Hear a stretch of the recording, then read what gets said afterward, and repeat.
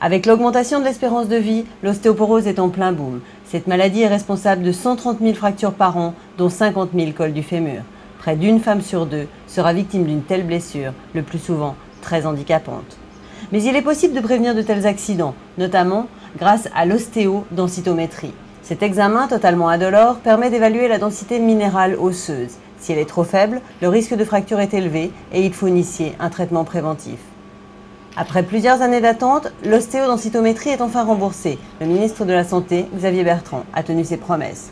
Reste à savoir si les traitements préventifs seront eux aussi pris en charge par l'assurance maladie. Vous savez, c'est qu'il ne faut pas se contenter de demi-mesures ou d'à peu près. Je suis sur une prise en charge globale. On disait aussi l'Organisation mondiale de la santé, on fait un chantier prioritaire.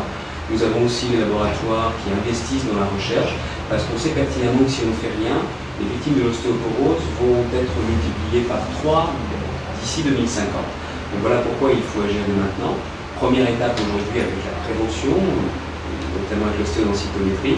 Et donc j'ai aussi demandé à ce que l'on fasse un certain nombre de recommandations. Et je prendrai mes responsabilités dans le même esprit.